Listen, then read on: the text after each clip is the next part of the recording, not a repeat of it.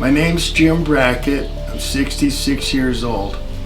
I've been involved with marijuana since 1968.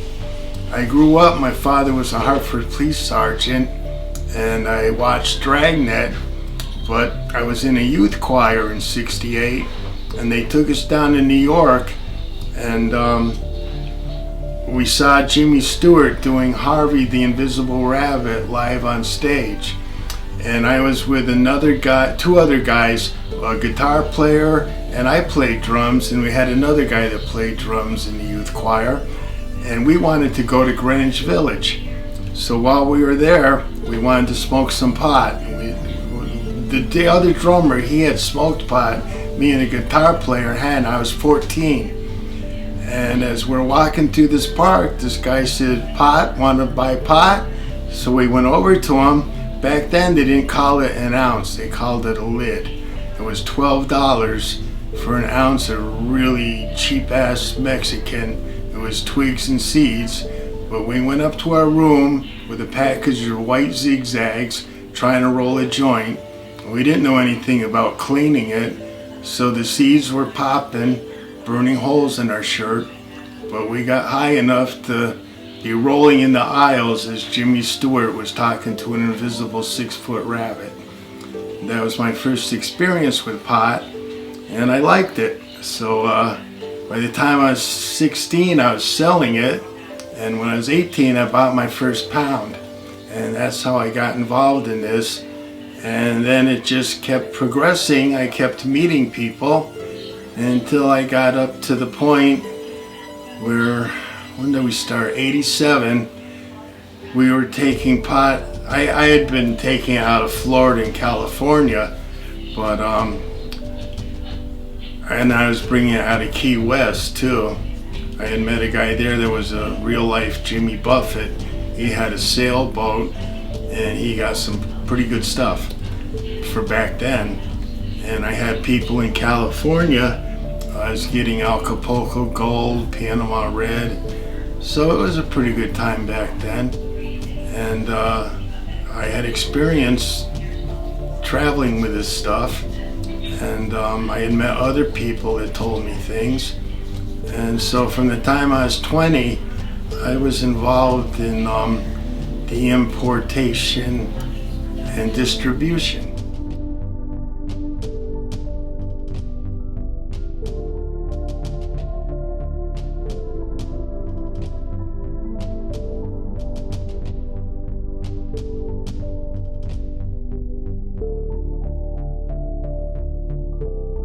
I moved up to Vermont, and I was living up there, and my next door neighbor, she was from the Stoughton area, and she had a stepson that used to come up there to go skiing, and I met him, and we compared notes, and we started doing business together. And he finally said, "Oh, I know some people that need help getting stuff out of Texas." And I said, "I can do that." So we went down there, and these guys, they had been involved in cocaine. They didn't know too much about pot, and they let me take over for them. So I wound up doing 56 trips out of Houston, and we were bringing 2,000 to 4,000 pounds a trip. And then we went down, and our connection had been busted. And at that point, I figured, I'm getting sick from the diabetes. I'm living up in Vermont. I might as well retire. But they wanted to keep working, and they were going to go to Arizona. And I've always heard bad stories from people about bringing things out of Arizona. And I said, I don't want any part of it. And they did a few trips, and the guy who had been my partner in crime, he wanted to do a trip on his own. And for some reason, he didn't have a credit card, and he had gone down there and he thought he could get a car, and he couldn't, but they had done the deal. So he's sitting in a hotel room in Tucson with 350 pounds. He had had his friend drive his truck out to Colorado. He was in Grand Junction, Colorado, which is in the northwest corner of the state. He was told on the other trips he had done, they told him, take Wolf Creek Pass. If you look at a map, Wolf Creek Pass runs along the southern edge of Colorado, almost the entire length. So they asked me to go down there and help them. And I said no. And then they said, well, you know, we kind of helped you do all this. You owe us. So I had to go down. And as I was getting on the airplane at Logan, a friend of mine dropped me off up there.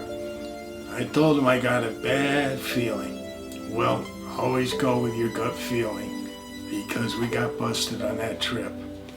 And I remember we get down there, he wants to rent a Mustang.